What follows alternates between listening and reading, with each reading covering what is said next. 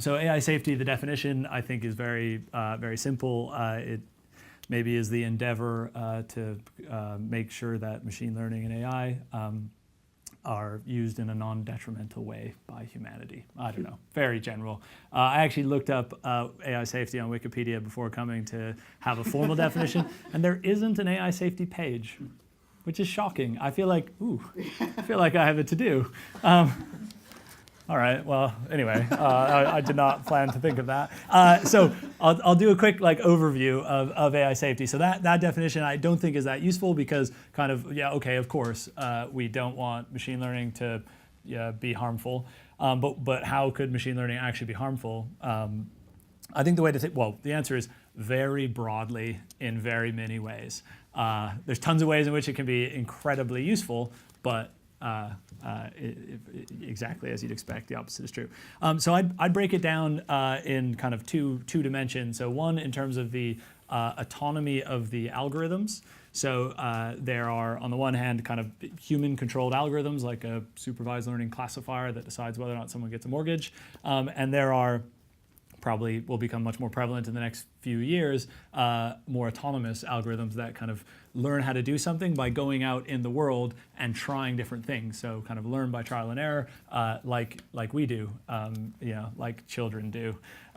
So that's one axis. And then the other axis, I think, should be thought of as the intention of the human who built the algorithm. And on the one hand, most machine learning algorithms are created with benign intention. But of course, there are, and one should certainly be concerned about the cases when they're created for malicious intention.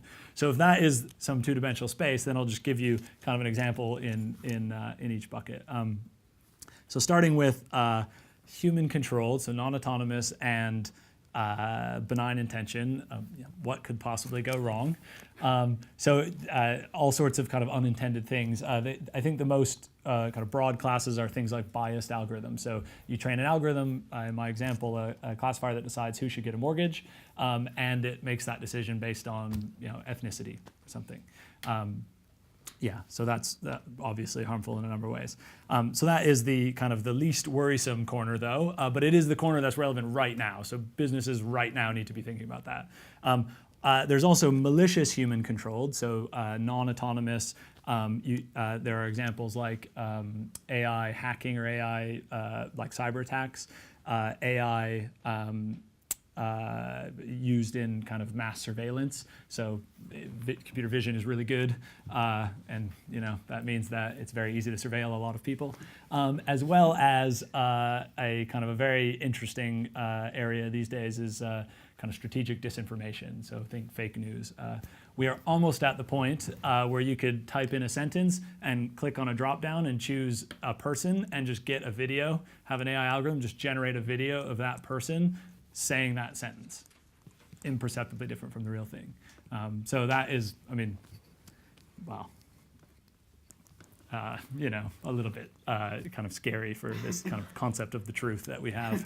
But anyway, so that's human controlled. And then maybe a slightly longer term is more autonomous algorithms, which will likely be kind of much more useful, but also much more kind of concerning. So on the benign autonomous side, you have your household cleaning robot that is incredibly useful. It comes into your house, it figures out how to clean your house based on your exact floor plan and so on, and your patterns and so on. And it actually learns that the best way to keep your house clean is actually to just lock you up in the closet, because then it cleans once and is done forever, and it's just maximized its reward function.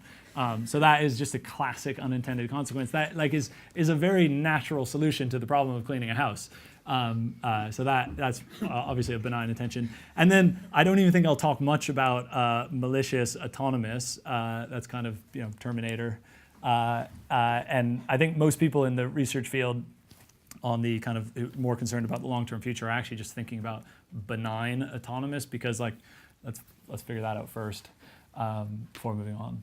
So so that's kind of how I think about the whole landscape. There's tons of examples that I haven't said in each one of these squares, but it's more than just Skynet. It's more than just reinforcement learning, and it's more than just like bad statistics and bias. Like it's very general.